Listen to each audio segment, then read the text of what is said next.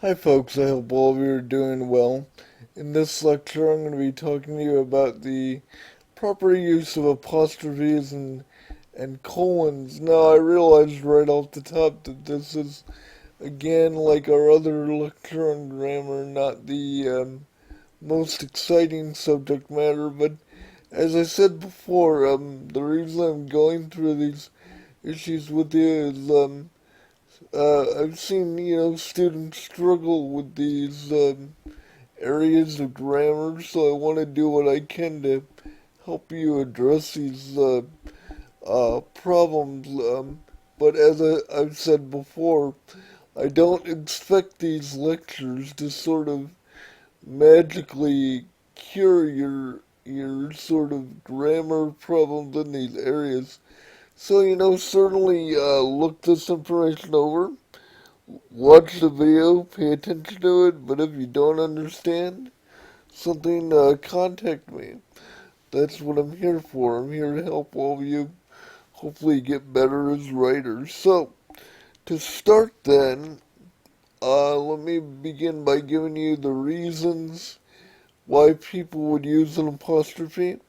Then I'm going to give you some examples, and then in a little bit I'll do the same thing with colons. I'll give you the list of reasons, and then some examples, and then we'll call it a day, or in this case, a night, because I'm recording this rather late at night, unfortunately, and then we'll move on.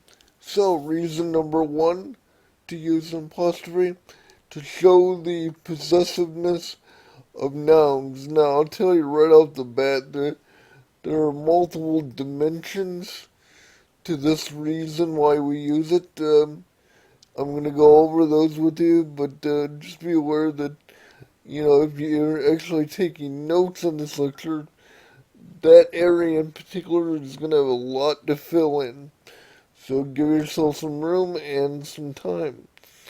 The other reason why we use apostrophes is to demonstrate the omission of letters within a group of words.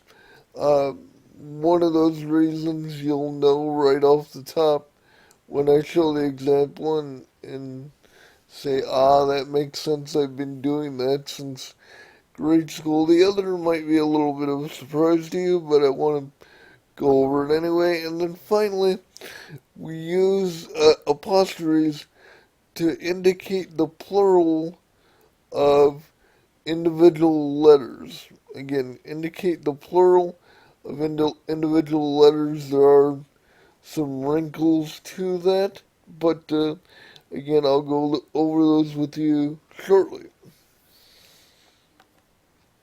So, using apostrophes to demonstrate the possessiveness of nouns.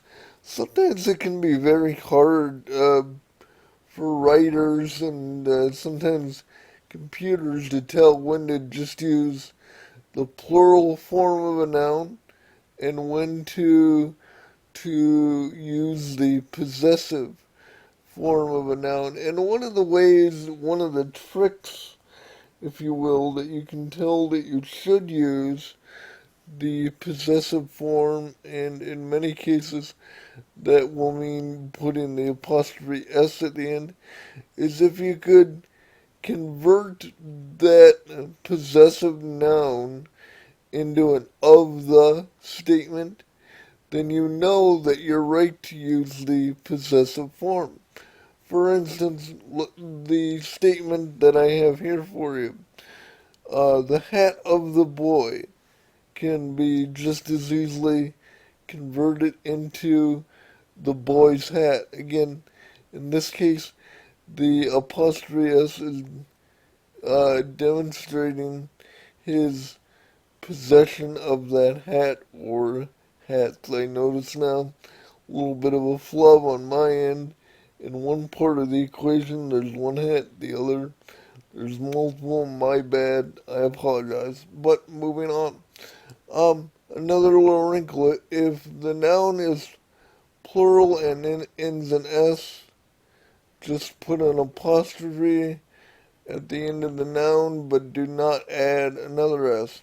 So, for instance, if we're talking about a house that belongs to a family, and the family's last name is Masons, to show that it's owned by more than one Mason or lived in by more than one person with the last name Mason, you would put the S at the end and then add the apostrophe after that.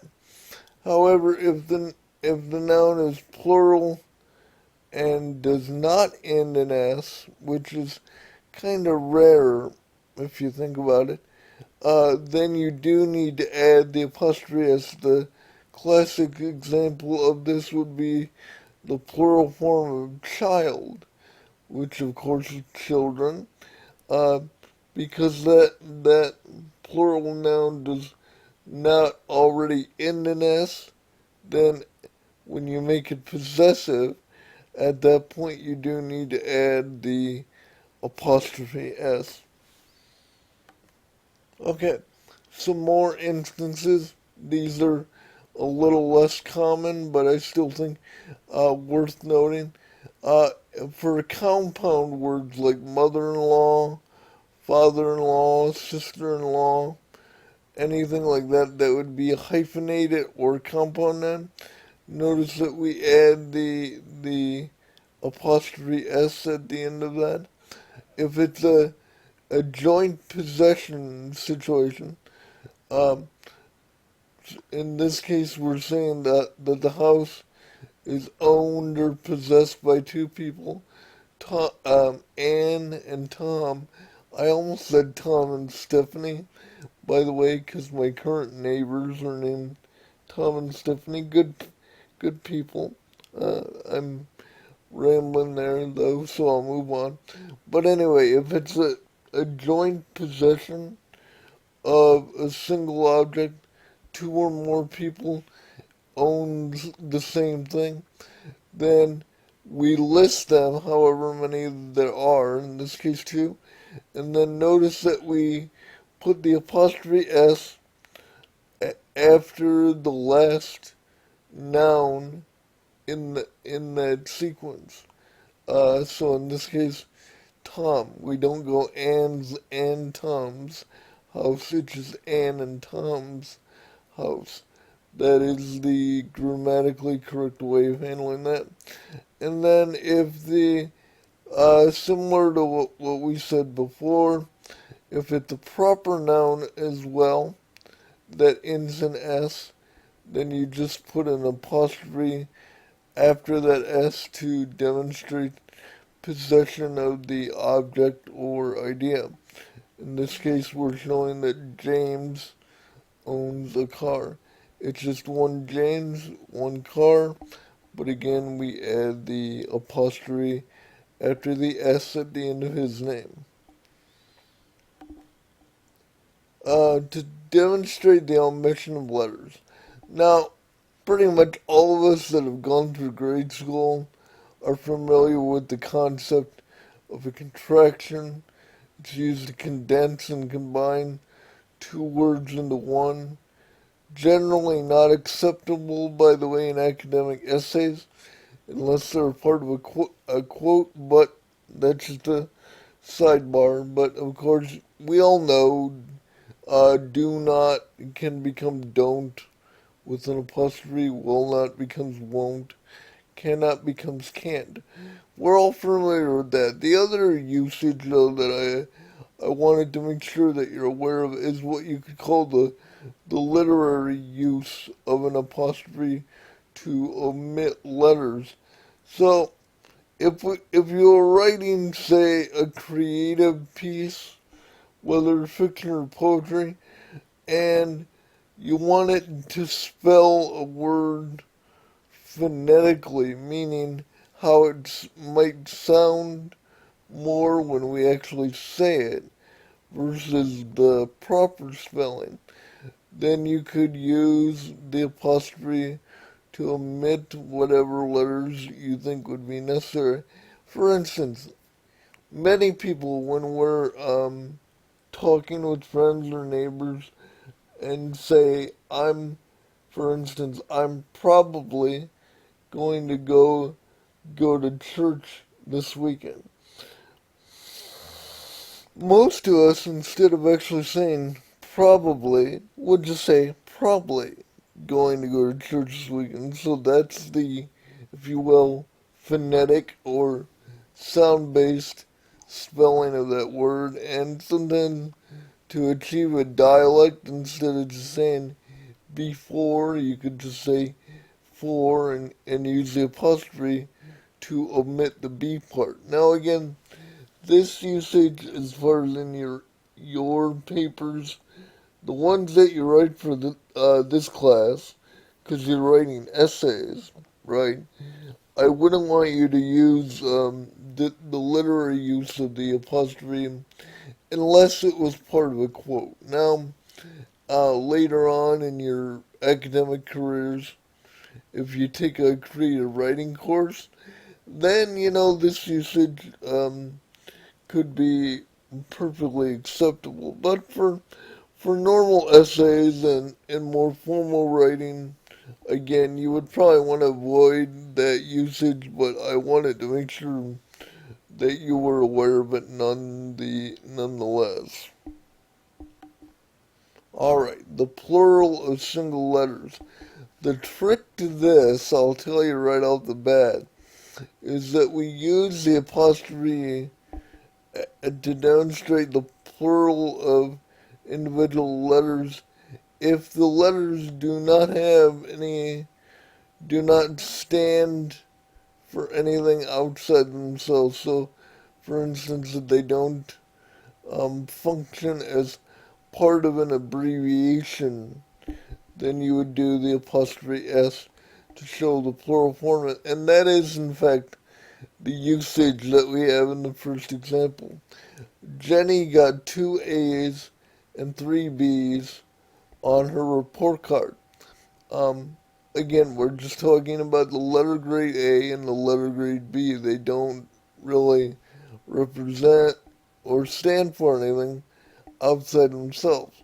However, in the other example, which I'll admit is kind of outdated because not many of you buy CDs anymore, which, by the way, makes me feel very old. But anyway, um, in this example, the grammatically correct way of handling this would be to say, I would like to buy some new CDs. Here, though, we don't want the apostrophe because the letters CD in this instance stand for something outside of themselves. Most of you may not remember, but they stand for compact disc. So again, because the letters stand outside themselves, we just put the lowercase s at the end and move on. Alright, reasons to use a colon. To introduce words or a group of words that explain, amplify, or summarize what came before them. To introduce a list, introduce a long quote, or to separate a title and subtitle.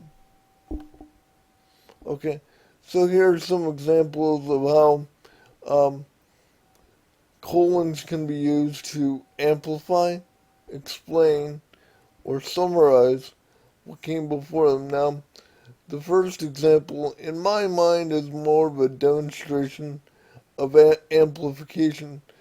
I suddenly realized that I was standing next to my hero, Jim Brown. For those of you who are not old enough to remember, Jim Brown, a famous running back for the Cleveland Browns way back in the 50s when they were actually good and winning championships. Also a Hall of Famer, by the way. But anyway, going back to my examples. So again, putting that colon there, amplifies, I think, the presence of that name and that person, which it stands for, Jim Brown. Um, Next example. There are two things that you must do to pass this class. Participate, colon, right there. Participate in the um, discussions and complete the writing assignments. This, in my instance, is more of a case of explaining what you need to do in order to pass the class, so it would fall into that second mini category. And then finally, in this last example, I want you to imagine, right, that there were a group of sentences before that colon that described a person's likes and dislikes. And then after that colon, we then have the statement, we now know that Gail likes cats and dogs, but not, um, but not reptiles.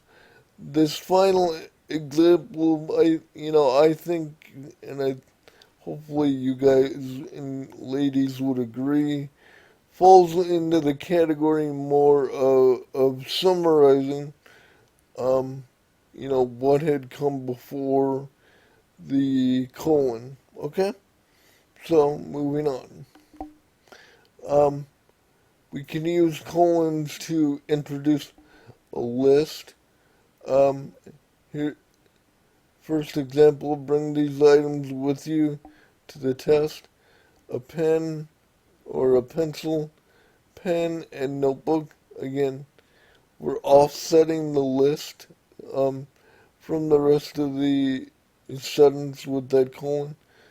Similar concept, Russ was expelled from school because he did the following things: swore at a teacher, hit a classmate, and kicked the janitor.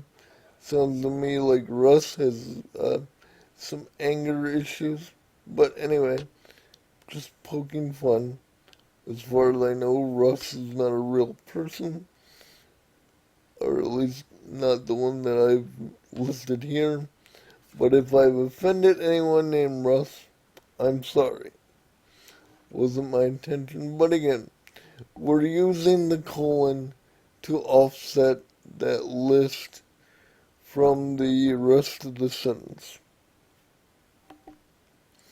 Now, using a colon to introduce a long quote.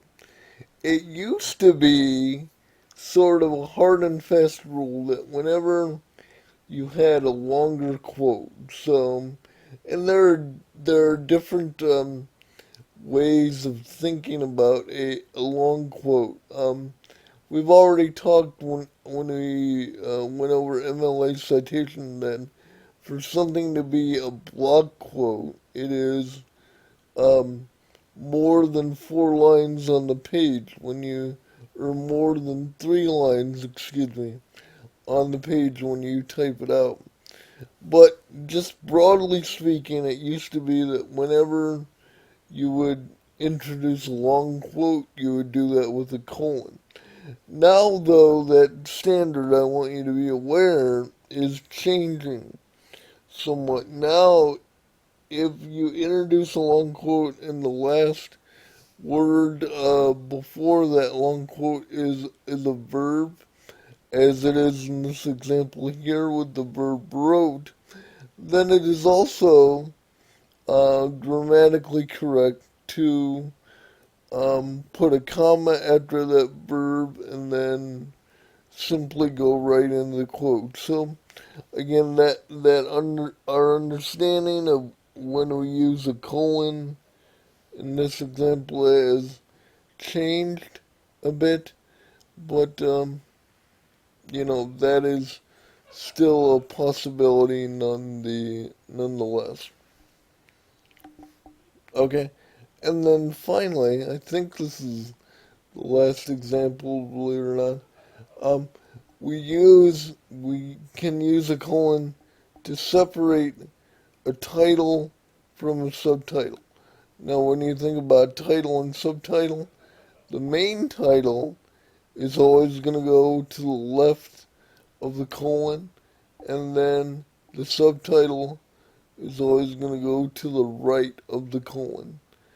Um, So, for instance, first title and subtitle, Fun and Goatees, The Rise and Fall of Grunge Rock.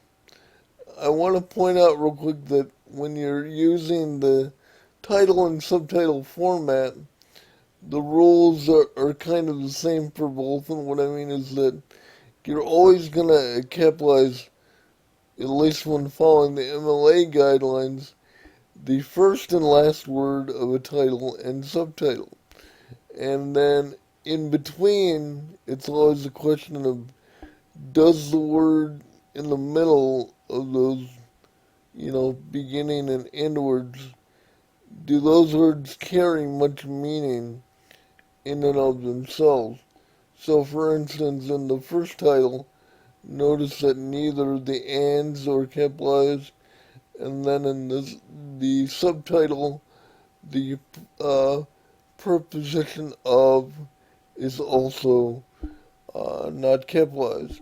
In the next example, main title, Princess Di, the world's princess, kind of serious there. Last example though, I think this one's somewhat more enjoyable. Bullfighting and beer, the Hemingway story. So again, bullfighting and beer, main title, subtitle, the Hemingway story. I think Hemingway, if he were still alive, would actually get a kick out of that, but what do I know? Probably had to check that with one of my old colleagues at Kent State, who was a Hemingway scholar. I had to say, always admired that man, because when he would go to conferences on Hemingway, he'd get to go to fancy locations like Spain or Paris or Florida, but so we really got the long end of the stick on that one. But anyway, I'm rambling a little bit. I know, I apologize. But I'm going to wrap up here, and as always, if any of you have questions or concerns, don't hesitate to contact me.